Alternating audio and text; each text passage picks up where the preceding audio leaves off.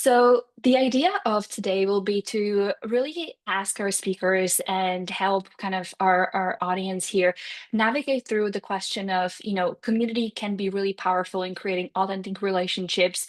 Brand is usually something that's kind of front facing of the company. How can the two kind of work together, right?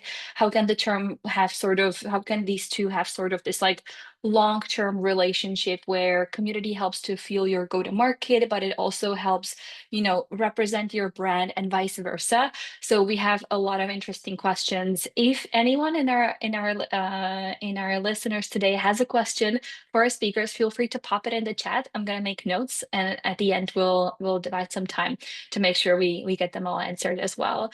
All right, so getting started, Sandy, I would love to start with you. How do you define brand love in your company? What does that look like? How do you think community plays a role in it? Yeah, great question. I think of brand love as obsession. So it's not a casual thing at Pocus. And actually, for the very first year, my entire marketing OKR was cult following. So my whole goal with Pocus was to try and create a cult following around this kind of like narrative that we were building around the future of sales and what modern sales teams and modern prospecting would look like. And so cult following to us, when we thought about it, it's like which brands have that cult following already? And we thought about brands like Notion, we thought about brands like Figma. Try taking Figma away from a designer. Like you can't. There's just no way. And so that's kind of what we set as our North Star for the first year of Pocus, creating this cult following where you get obsession with your brand. People want to talk to your salespeople because they want to learn from them. They want to use your products because they've heard really great things about the product and what it can do for them. So really kind of making the story and the narrative the exciting thing that people are attracted to at first, and then you kind of then build them into advocates for your product, advocates for the kind of like overall mission and vision of the company. hmm And I think it's really, really wonderful to hear that you were thinking about brand love in your own way, right? That you've seen what that can look like for other brands and you kind of define your own terms for what that looks like for you. Because I think that's very important because it can look very differently for each company. Demario, what did that look like for you, when you were building a community at Culture Amp? I know you mentioned that you reported to brand and marketing. So Mhm. what does brand love mean to you? Yeah, I'll start with the latter and then I'll talk about like what that looked like for Yeah, us. yeah, yeah. I love the question. So for me, how I define brand love, and I wrote my notes here. But for me, I think about that emotional connection that a group of people have towards your brand. These are the folks that will evangelize for your brand in unimaginable ways, and you trust them to talk about your brand when you are not in the room. That's what when I think about brand love, that's what I think about. I think about the people who brag about you and talk about you when you don't even ask. I also think about this social bonding. So it's connecting groups of people at scale. Like traditional marketing efforts is like one to many, but community allows us to engage with our customers at scale and to get them connecting with each other. I would say the other piece to that, Clara, is that they're not just buyers of your product, consumers of what you do, but they're people who really tap into the why and what you do. And I always say this. I said the reason, and I hope no one's who's Apple on the call, but I say this with much reverence. The reason why Apple is so successful at what they do is because they tap into that emotional connection in us. Apple has this unboxing experience that we all love, which is why we love going to the Apple store, which is why we love buying things from Apple because it taps into that emotional sense. Microsoft still dominates the market, but when you buy something from Microsoft, it comes in a brown box. And so when I think about brand love, I often think about Apple and how they do that. When you look at an app, when you watch Apple's commercials or whatever I love their YouTube. I love how their brand is all about a consumer's daily life and how the product integrates in it. So when I was at Culture Ramp, what did that look like for us is how do we leverage word of mouth to fuel growth? As I mentioned earlier, we know that tapping into your customers in an organic way has a ripple effect. And it has this perpetuating like wheel where they tap into their networks. So we leveraged our community members to be able to co-create content with us. So CodeTramp is an HR software company. Our community members, they're the experts, they're the trusted people in the field. And so we know that if we leverage their voice and their expertise, that it would bring more people into our mission and get them interested in what we do. From the community lens, for me, I was always thinking about like, how do I help my community members achieve self-actualization? When I think about like Maslow's hierarchy of needs, at the top of that pyramid is self-actualization. So for me, that's brand love, content co-creation, speaking on the stage, being able to tap into their expertise. But I'll say this, Clara, before I wrap up. Before you can go and ask a customer or anyone who's in your community to give, you have to drive value first. And one of the things that we did well at CodeTramp, and I mean, we did not solve for it perfectly, but we did well, is that we centered the needs of our community before ourselves. We made it more about them and less about us. And so when I think about brand love, it's being able to know your consumer and your customer better than they know themselves. I think that's super important. And I think you hit a really important point there. And then that is you have to make the investment first. And I think that goes both with community and brand. I think that's one thing that they have very much in common. And I think you described that really well. Because if you want people to like your brand instantly, you first have to invest in it, right? Understand what your audience likes and like make that effort. People don't like your brand just because it's there, right? And I think it's same goes for community. You're building that way more intimate relationship, but it is again an emotional relationship, right? So I think that's a huge parallel there. Thank you. And Lindsay, over to you. How do you define brand love, and what did that look like for you, while building community in your career? Yeah, I mean, ditto to everything that was said. I think we always talk about that like irrational loyalty, irrational advocacy that we want. One thing that I think can be the differentiator is really creating those connections between people in your community. Of course, you want to provide that value for them and give them the platform, but I think it's really special when people meet and it's because of your community, because of your brand. And in my last job, we had this community of educators, and there were educators who met from across the globe because primarily we're connecting virtually. And now, 7 years later, some of them have podcasts together. They go and present at conferences, and we are forever connected. And I think that's really special. I also think that when you really have those advocates who love your brand, it doesn't matter if they go to another company and that company doesn't, pay for the service. They still love it. They're going to advocate for it. And so I think that that can be really special. And the last thing I wanted to say is that I think in order to build brand love, I think it's important to think about your company's mission and your company's brand and your community's mission and your community's brand. And it's okay if they're a little bit different. They obviously need to align and serve a greater purpose. But I think sometimes your company brand, it's more about what the product can do for you. And then your community's brand is more about what you can do for the people using the product. And I think that's something that we think about at DocuSign. And I think that will elevate the brand love that you can have. 100%. And I'm gonna follow up with another question right away because you kind of segued into our next sort of topic of conversation perfectly, which is how can community support that brand building? And Lindsay, you mentioned that community can have a bit of a different objective, a bit of a different mission than the brand itself. How can community then support that brand growth? And do you feel like storytelling or those relationships that are playing a role in supporting the brand overall? Yeah. I mean, when you talk about storytelling, it's interesting. The first part of my career was actually in branded content. Mhm. And so companies would pay like big dollars for us to create videos and articles, presented by, sponsored by, to grab customers' attention. And what I've learned in working through community is that the most impactful, memorable stories are the ones that like we're not scripting. It's coming from the people using our products. And I think that brand amplification of real voices is what is the most powerful.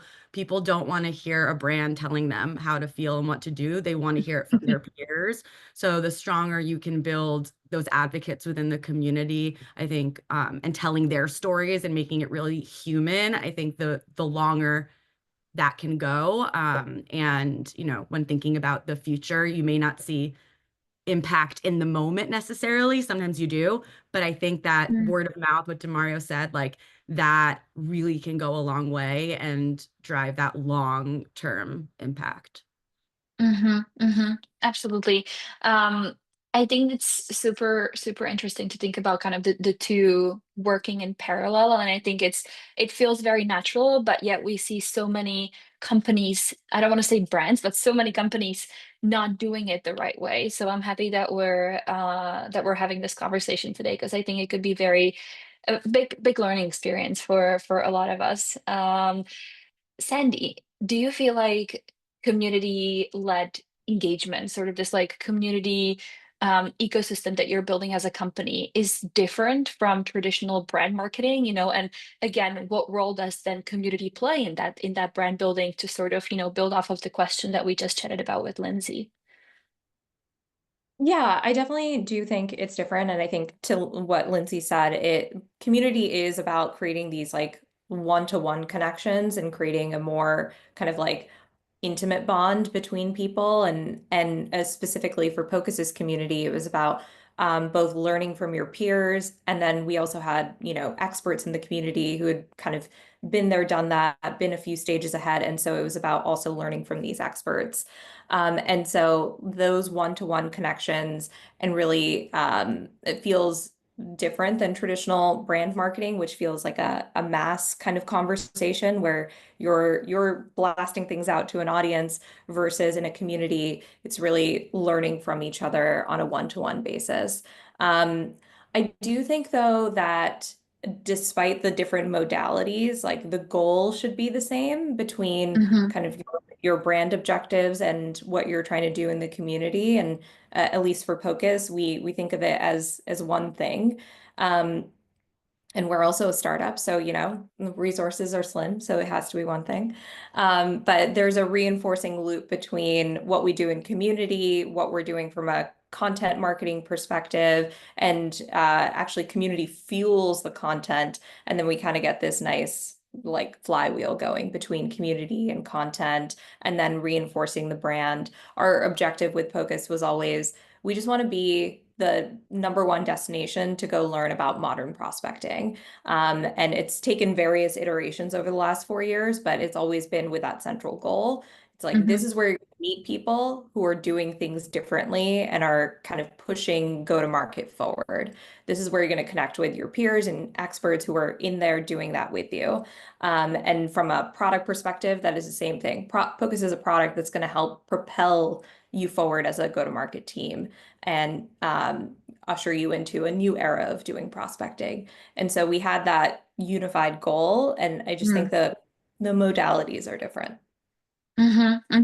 But I think there's two really interesting points that you made, and that, like you said, the modalities are different, but if you have that common goal, if everyone's aligned, it can be really powerful. It does create that flywheel.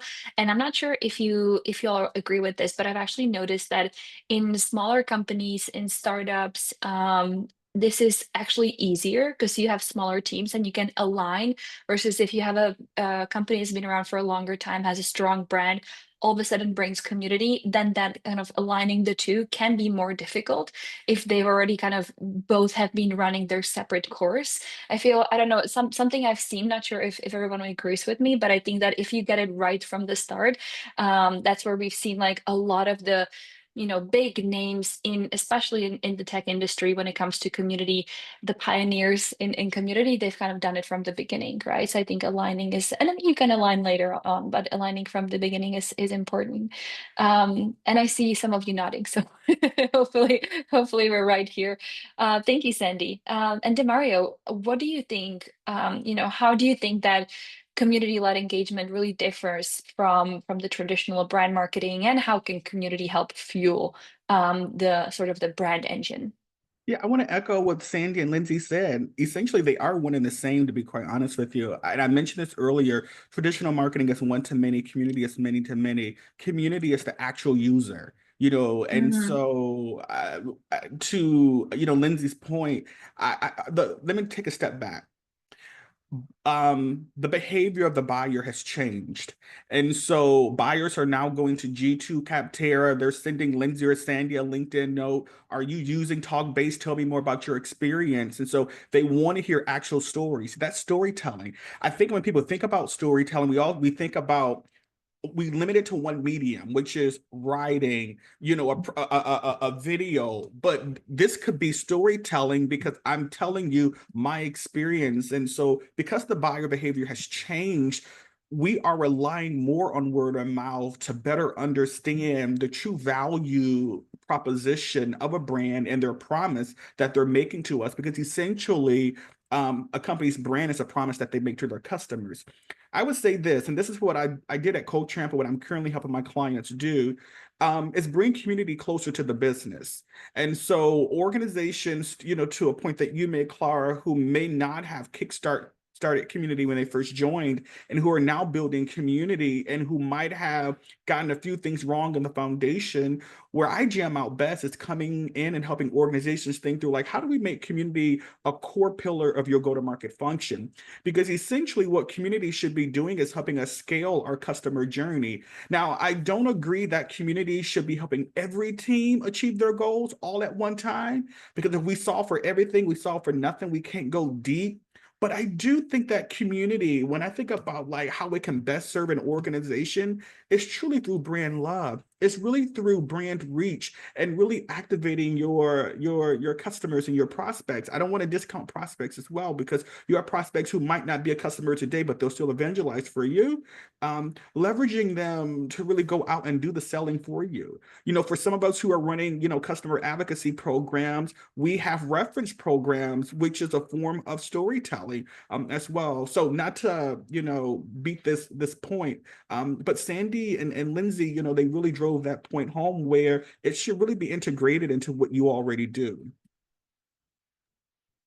I could not agree with you more, and I think that's that overall parallel is really important, and I think it's then very visible when things are not integrated. And I think the first to notice will be your community members, right? If they notice that there's something happening here which isn't really aligned with what's happening in your brand or vice versa, I think the community is then always the first one to let you know, like, hey, this is something we had did not know about. This is something that was not, wasn't in the charts for us, etc. So I think in that sense, the community will also let you know if you are potentially not going in the right direction, where that you promised your members that you would go, or if it's just misaligned. I think that's super important. Can I add one um thing to that, Clara, before yeah, we of move on? course. You mentioned something that was really key, and I don't want to forget it, is uh, uh, community is that voice of the customer. And so ideally what our role is as community builders, while we have internal responsibilities, our internal stakeholders are a key player in this when we think about internal community. But essentially my role is to be the voice of the customer and be that conduit between the business and the customer. I mean, in the community. So I'm using customer and community synonymously in this context. It's going back to the business and saying, this is what I'm hearing from the marketplace. This is what's resonating, and this isn't what's not resonating. So that is a form of, like, brand connection and storytelling as well, being able to take those insights that you're hearing from the community when you're following along through conversations and going back to the business and say, hey, I think we're not on the mark here. We should pay closer attention to that. Mm-hmm. Mm-hmm. 100%. And I actually want to build off of your point that you had on the beginning, where community can essentially be that go-to-market function, and follow up with a quick question for you, and that is, can community drive direct revenue, or is it primarily just a brand building tool, to build those essential relationships? Demario, what do you think? Yeah, it can be. And let me say this. I also say that from a place of privilege, because I've worked at an organization that could resource community. So we were able to directly tie community attribution. We were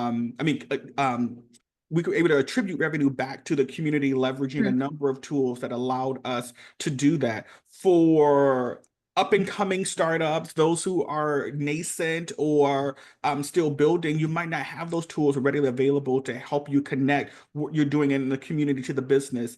And I say, still work at it, still work at it, continue to build that relationship with your RevOps team to see what's possible. And my first startup, we started just with a field in Salesforce, whether indicating whether or not a customer was in the community and Mm, whether or not they have been engaged. I mean, those two fields can go a long way. There's a lot of manual reporting that you can do, but that can go a long way when you are scrappy.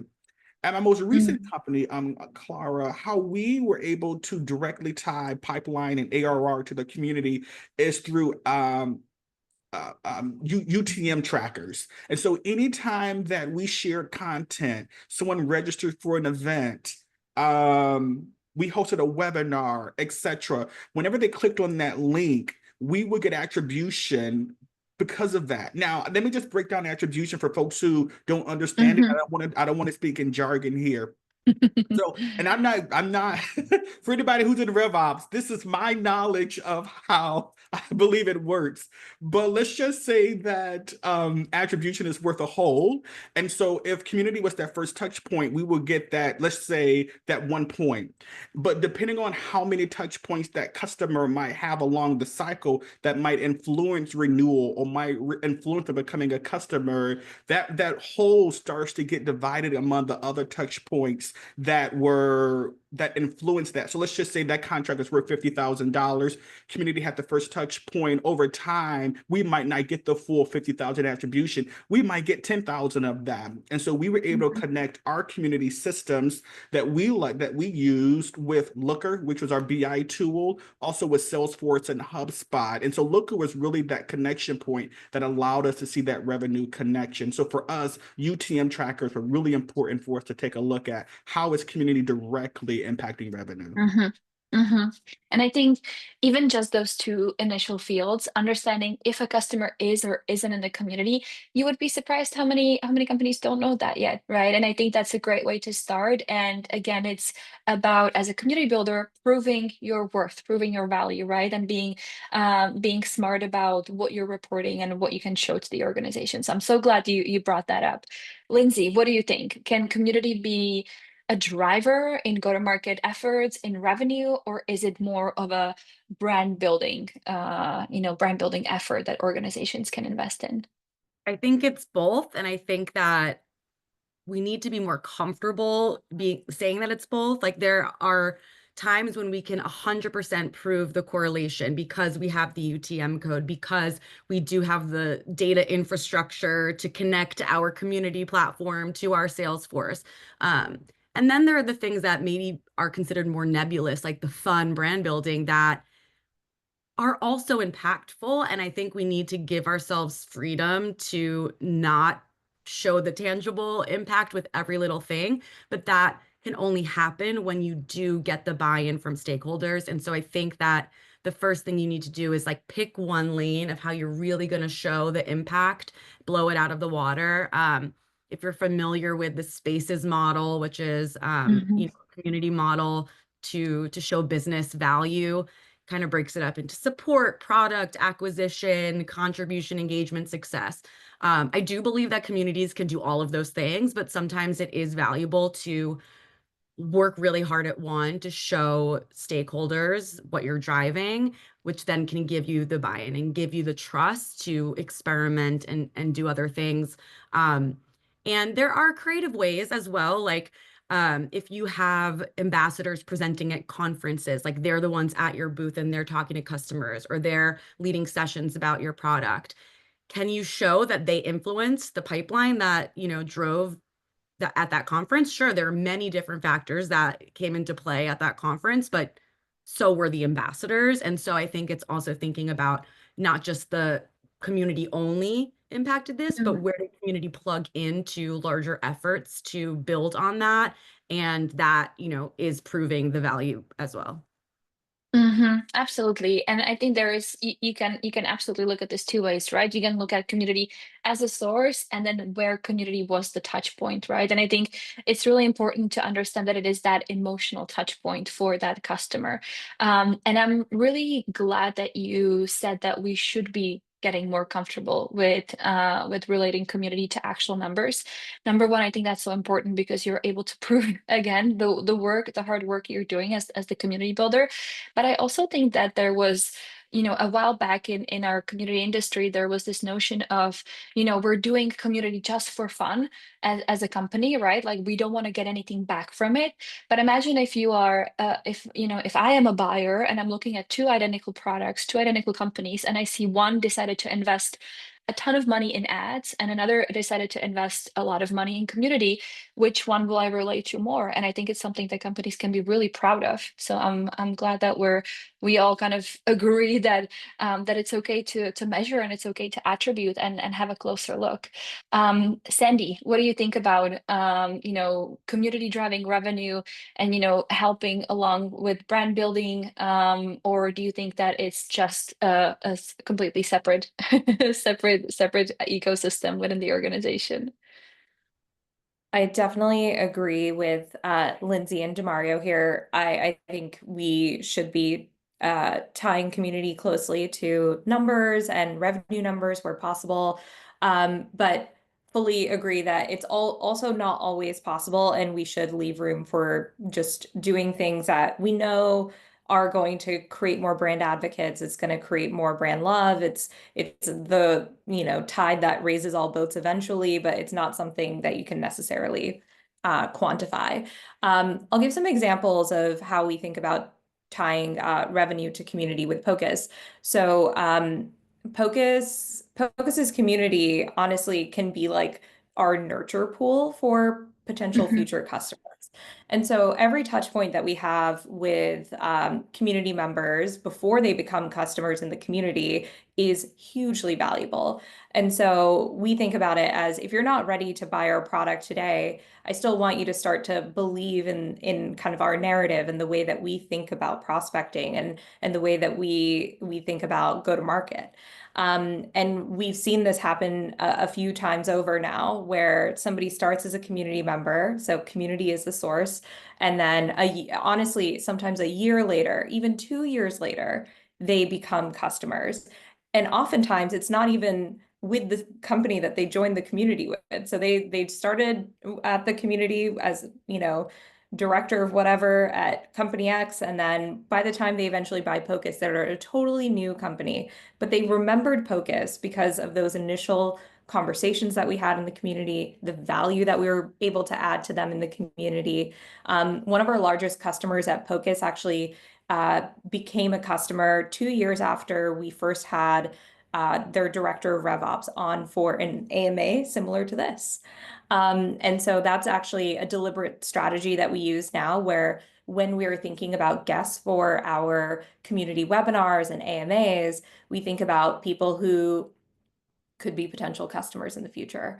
And so Hmm. we're thinking about what are the different flywheels we can create with community and how we tie it into revenue. We also pipe our like community member signups into POCUS. Obviously, we're a prospecting tool. And then we've created playbooks around when somebody's been in the community for more than 90 days and they are within an ICP Fit account or a target account, and their XYZ title, then we usually do a personal touch point, either from me or somebody on the BDR team, to reach out and see if there might be some interest in evaluating POCUS.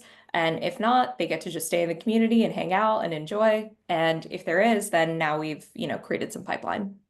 Hmm. Absolutely. Thank you for sharing those examples and even sharing kind of how you think about leveraging community to help you grow your customer base. Because I think number one, it's really smart, and I think number two, again, if you're able to build those relationships with those potential customers in a way that's that's again kind of, I think, like driving towards a common goal, right? I believe that the members that join your community, they're there to learn, they're there to better themselves, better the industry, contribute, right? And if they're given that opportunity, they can then become part of your story, part of your brand. So I think that's a really, really smart way to go. I do want to add one thing. And one thing we always continuously say is help, don't sell. So even though we do want to drive revenue from our community, the goal is still always like we are trying to helpful. Even when we're trying to sell you our product, we're just trying to be helpful. But we kind of drill that into everybody's head. Help, don't sell. Don't ruin the vibe of your community by being overly salesy and turning it into just another lead gen source. Absolutely. I think that's a super important point, and I think that's where community folks come in as those gatekeepers, right? And they should be the ones organizations should listen to, like, hey, this is the vibe in the community. This is the right way to communicate with those members. I'm here representing them. So I think that's a really good point. And speaking of those folks that and Sandy, you shared the story of one of your largest customers actually being a member and then contributing, being a speaker on a panel. How can you actually turn those community members into loyal brand advocates? What have you done? What have you seen kind of make that happen? Yeah, there's definitely a lot of things that we do to turn those community members into loyal brand advocates. Like going back to the help, don't sell. I think when you add a ton of value for somebody, they're naturally going to be inclined to advocate for you. And so there's a lot of personal touch points in our community process where I'm reaching out personally. Other members of the POCUS team are reaching out personally, and really making it feel like we are here to try and help answer your questions. We're here to help guide you if we can connect you to other members of the community. So being kind of like, as personalized as possible. Obviously, this doesn't scale to everybody. We can't do this with every member of the community, but and we've built some smart automations to make it feel like we're doing this for everybody. But then we also are creating those like personalized touch points, which I think Mhm. help create that loyalty. Um, I think it's also not something that you force. It's something that kind of happens naturally. It's if you believe in the same vision that we have and you're kind of on the same journey as us and you're kind of in it with us, then there's like this natural inclination to become a brand advocate. And for us, it can start as an advocate for the idea, and being an evangelist around the idea and the kind of overall narrative of what we're trying to do at Pocus. And then, eventually, if you become a customer, then it becomes actually using the product and genuinely hoping that you are getting the value that we promised. And then, if that's true, then we find it's a pretty simple equation to get people to become brand advocates. Mm-hmm. Mm-hmm. I like that you use the term that you get what we promised. I always say that there is a community promise when you're joining a community, and if you fulfill it, then your members like being there, like the space, are happy to contribute if they have the time. So yeah, I could not agree more.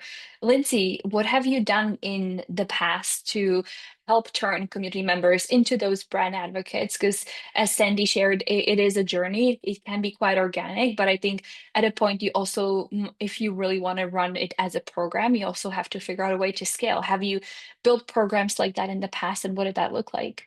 Yeah, I think it's always interesting when you're looking at your community and trying to find this more scalable ways of building the advocates so that every single member in the community is driven to advocate, but then also having that smaller scale like ambassador program, that top tier. And it's possible to do those two things at the same time. I think that generally when thinking about turning your members into advocates, it's about voice, connection, and recognition. So really giving them that platform to be heard, allowing that connection to happen to feel like they belong, and then recognition where they feel seen. And so a few things that I've done, I mentioned before that in my last company, a lot of our users were going and presenting at conferences about us, and we saw that that was organically happening. And so what we did is we implemented a program where if you did, get a session in a conference and you submitted to us, then we offered a stipend. And Hmm. we were able to do that, which was great. But it really then built these advocates because it's like we're investing in you. Where they could, and it's not like the presentation had to be just about the product, but we really wanted to like build that connection with them. And I would say another interesting thing that I've done before is having a demo slam. it's like this virtual event where you ask your customers to present like the best way or the coolest way, or the funnest way they've used their product. And then you can vote on it or just make it fun. But like it's kind of doing all of those things where you're giving a platform for people to raise their hand and show, how they've done something. You're building that community, people there watching and connecting, saying, here, follow me here. And then recognizing them and spotlighting them and taking that and making content from it. And I think that like giving those experiences and those platforms will then, pay dividends. Absolutely. And I have a quick follow-up question for you, and that is, once you start seeing those, and as you mentioned, right, you saw folks speaking about your product at conferences, you figure out a way to sort of build a program around that. How would you then go about and measuring that type of program to show impact? Would you look at numbers? Would you look at words, quotes? What would be, were there some things that you were able to pinpoint? Yeah, definitely a combination of qualitative and quantitative. Mm, You know, every person that was presenting about us, we would give them a survey link, right? So we're getting that survey feedback. When they could collect the information of the people that attended, obviously that is going to allow us to then track to see have those people have we acquired any new customers? Has their adoption changed? I think you can get great testimonials, of course.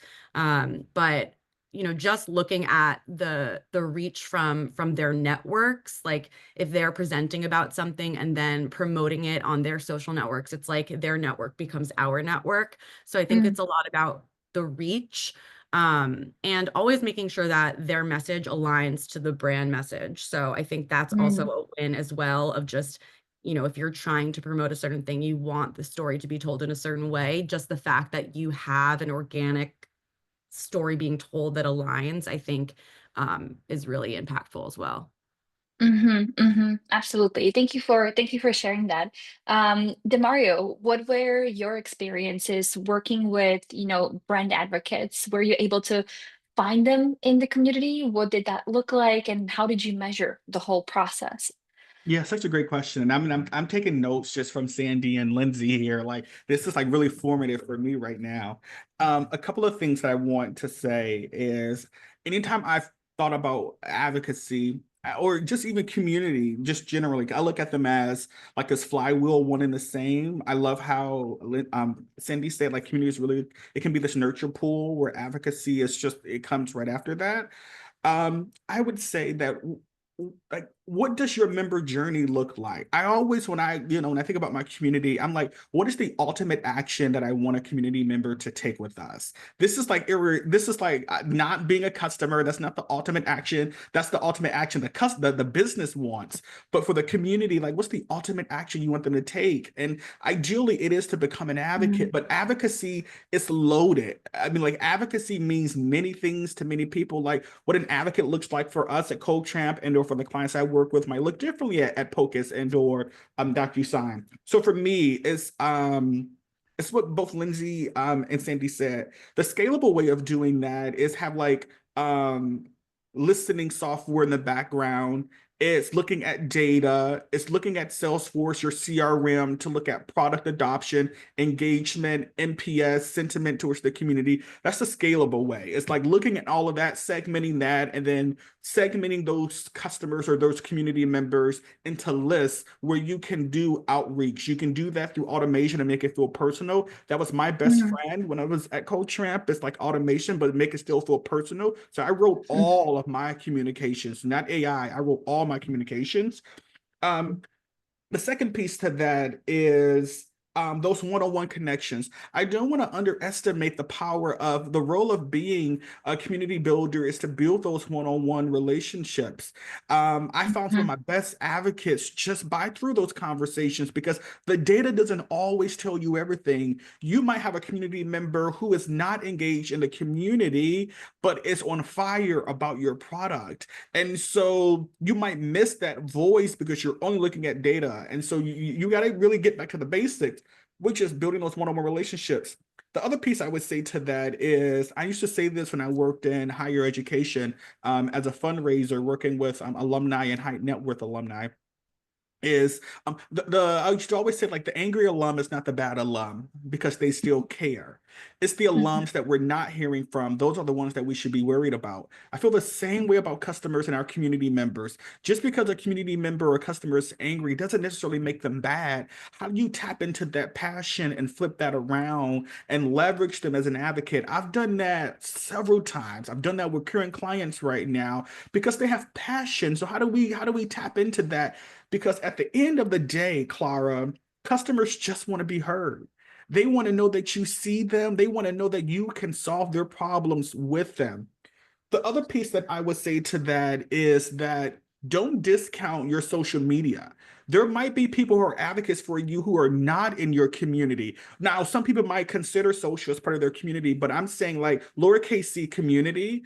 Look at who's retweeting, look at who's engaging, look at who's commenting on your posts, etc. Bring them in as well. That's another way to identify advocates. And so how Mhm. I measure, I don't want to be loquacious. I'm just going to say what Lindsay said. It's a combination of qualitative and quantitative. Looking at the storytelling. So Mhm. are people falling more in love with your brand? And then on the quantitative piece, it's just influencing pipeline. Is this influencing product roadmap? Is this, helping to reduce the high touch that account management and CS is having with a customer? So there are a number of ways where you can attribute that back to some tangible business outcomes. 100%. And I see Lindsay sharing in the chat, do that outreach, DM that person. And I think it's such a small step that you can take, right? But I think that's it, it's a part of the job. And I love that even after years of being in the industry, we're still hearing like talk to your members, like make time for those one-on-one connections because they're so important. I would love to share some questions we got from our audience. And Demario, I have the first question for you from Leah. And the question is, would love to hear more about your system on co-creating content with members. What did that look like in practice? Which I think is a beautiful way to sort of now, bridge from our advocates conversation. You did a great job moderating, Clara. So thank you. Um, Thank you, Leah, for the question. So for me, when I joined CoTramp, there was no way for us. We weren't co-creating content with our community members, and what I mean by that was writing blogs with them, leveraging their insights to influence content, taking that back to content marketing to help us shape like what should our marketing our content strategy be, leveraging the voice of our community member to co-host webinars with us. And when we talk about like storytelling, having a customer come on and co-host a webinar with us, it could be having them come speak with you at a conference. Okay, let me tell you the story really quickly, then I'm gonna get back to that answer. Oh goodness, I was just at a conference recently. I live in Oakland. I was just at a conference recently last month, and I was attending this web workshop, which they hook you with the name of the workshop. So I was super Mm-hmm. excited. Let me tell y'all this. I get to the workshop, I'm super excited. The presenter is presenting from a PDF, number one, and basically doing a product demo while on stage. The entire talk was about their product. It was not about who they were. They didn't draw us in. And I'm like, that would have been more impactful had you brought a customer on stage to tell us how the product has shaped their work or made their work better. So for us at Coach to get really tangible, not everyone was able to co-create content with us. So for us, it goes back to that member journey. So looking at like member actions in the community. So it might be the first step to that might be, oh, Clara, I see that you've been in our community for 3 months now. You've been highly engaged. Would you be willing to provide us with the testimonial? We might take that testimonial and put that in like a slide deck for our sales team. We might put that in a CS deck. It might be in one of our pamphlets that we're creating that might be a part of our value management project that we're working on. But as members started to take more action in the community, and I'm going to wrap this up, they would have more opportunity. So it would look like webinar, Mm-hmm. co-creating content, and Mm-hmm. etc. So Absolutely. And thank you for sharing that story. I think it's important if you're already there, if you have the stage, if you have the time, you can share anything, right? And you can always leave an impression. And I think that goes back to community, building those relationships, talking to folks one on one. All of that always leaves an impression and leaves an emotion. So I 100% agree. I saw Sandy sharing in the chat, maybe sending them a gift. If you're reaching out to someone, asking for feedback, chatting with someone one on one. And Sandy, I have a question for you from David, which is how do you reward those advocates, that come from the community? What can you give them? Is it praise? Is it spotlight? What does that look like? Yeah, I think there's a few different ways. And, we're a startup, so we don't have a formal ambassador program really. But there are folks that have been kind of like founding members of the community who always get first dibs on cool things. And then anyone who's super engaged, we're always trying to reward that. So a few different ways we do that. Like the most basic, just give somebody something nice. Like we use a platform called Goody. It makes it really easy to send both branded swag, but also just like a tin of cookies or just something like, hey, thank you. Hmm. I think another way which is mutually beneficial is elevating their voice in our content, inviting them on for AMAs, or also just advocating for them to be on other stages, like even if POCUS isn't involved. If I see opportunities for them to be on a podcast or present at a conference, I'm always going to kind of send our brand advocates that way. And then the last is anyone who is a customer to have early access to new beta features and anyone who's shown that part of our journey and how we build the product.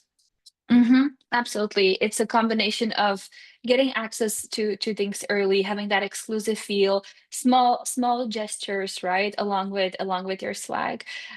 Lindsay, I saw you raise a hand. I have another question for you coming up, but if you have some ideas on gifts, I wanted to give you the floor first. I'm sorry, you're muted. Thank you. There you go. Well said. I think investing in their personal and professional development can go a long way. I did want to share an example at DocuSign. We are kind of embarking on this of like surprise and delight and gifting. And there's a tool called Loop and Tie, and it's really cool because you can offer credit to the customer to then go and select out of a collection of gifts. You can also go the extra mile and brand them, but like it could also just be like a spice set or binoculars. Like it can be personal to them. And so we're building out that in terms of new members or when they are really involved in commenting or if they are presenting. So that's just like a cool tool that I hadn't heard about until recently. Absolutely. I just shared it in the chat as well. I've never heard about it either, but it looks really, really exciting. And actually, my question was from Jen that I wanted to ask you. So I'm going to quickly follow up with that one because Jen's question was, would love to hear of all the examples of how you track community-led initiatives and also how and when you distribute company swag to your raving fans. So maybe we can start with the second part. If you're using something like Demario shared Sandozo, Sandy shared Goody, I believe was the platform, or another one. What's the right timing to distribute the rewards, the thank yous, and then we Mm. can go to the other part of the question. Yeah. I mean, it also really depends on your company and your ability to do some Mm, of the things. Sending swag can be expensive if you're shipping even internationally. So there are companies that are like, okay, everyone gets some swag when they join the community, and you can't always do that. So I would say, if there are folks that are presenting, right? They're going to a conference, sending them swag for themselves, but also to share with others that attend. I think that can be really, really great. I do think that having, just random sweepstakes and giveaways and making it more equitable in like an opt-in, you know, attend this event and we'll pick someone at random, like at mhm, the end of virtual event, have a little trivia and the winners get it. So, not always having it be the people that are the most engaged, that's great too, but just having it be a regular thing where you are kind of like raffling it off, I think also shows that you are thinking about all of your community and not just the same people over and over again. So I think that that can be, a good way of doing that. Absolutely, absolutely. I think that's I think that's a great way to think about it because again, I think that we always try to build, especially when you scale your community, you try to build all these different systems and automations, etc., while trying to keep things personal. But I think if you leave yourself that little wiggle room for creativity, when you just are able to do things one off, that really is part of the magic, right? Amazing. I will actually drop a final question for all three of you to wrap us up today. And that is if someone was here at our conversation, they learned all about brand love. How can community support it? How can brands support community? What would be your number one recommendation on how can our community builders and listeners start collaborating better with brand and go-to-market teams? How can they kick off that collaboration? And I'm going to leave it to you, our speakers, to see who has an idea first, and then we can take it from there. I'll go first, and I'm going to be quick. I want to quickly respond to Francis. I saw Francis in the chat. Francis, let's chat offline because there is a way to build community when you have no budget. And in fact, we all talked about having a budget, but I didn't start off with one. So let's talk offline. I can share some tips with you. To your question, Clara, is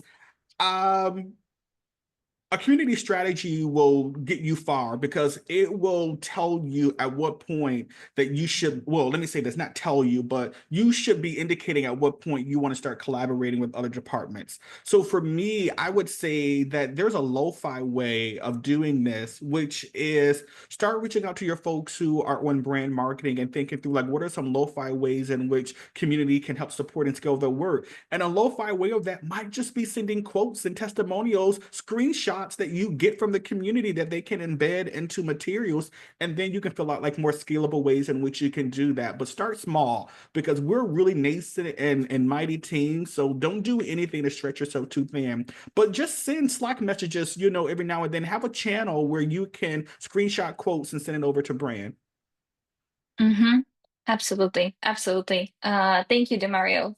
Lindsay, Sandy, one of you wanna go next? Okay, Yeah. Lindsay. I was going to say that, sometimes the way that Demario said we need to listen to our customers, I think we just also need to listen to the internal partners too. And like, what is your biggest problem that you're trying to solve, right? And I think it's interesting because community is always this like amorphous thing and people don't really understand it, but so many of our teams are already doing it. Like the product team is already, getting feedback or doing like little focus groups. Our sales teams are looking for success stories. So I think it's about, really showing them that they're doing community. It's just about how do we bring it all together. And ultimately, from the customer's point of view, there's one brand. They don't know if an email comes from marketing or if it comes from us. And so like we need to unify. So I think it's about trying to like speak their language, figure out what they're trying to drive. And sometimes community has to kind of be the connector of the broken telephone lines. Like you're doing this, you're doing that. Like, let's come together and do this. And that takes some time, but like, I do think that we are the connectors. And so, it can be on us to do that and align everyone. 100%. Yeah, 100%. I love that little connector metaphor because I think it's very true. And Sandy, over to you. What would be your words of wisdom recommendation to anyone listening today, how they can start collaborating better with brand teams and go-to-market teams? Yeah, I know we're almost at time, so I agree with Demario and Lindsay. I think the only thing I would add is try and find kind of like mutual goalposts with those teams. So what is the customer team, the post-sales team's goal? What is your goal? What's the intersection? And just try and do that with every team. I think that's usually like a great place to start. 100%. I appreciate you trying to cram up the answer so we finish right on time. And thank you, Sandy. Thank you, Lindsay. And thank you, Demario, for today's conversation. This was such an inspiring one. We have a lot of amazing feedback in the chat already. So thank you to our listeners who joined us today as well. I have shared the LinkedIn links for all of our speakers in case you want to follow them or connect with them over at LinkedIn, and also share the link to our community where we'll be sharing today's recording and also some key takeaways from today's conversation. All right. Thank you all so much for joining. This was a wonderful, wonderful conversation, and I hope you have a great rest of your day. Thanks, Bye, Laura. everyone. Thanks, everybody.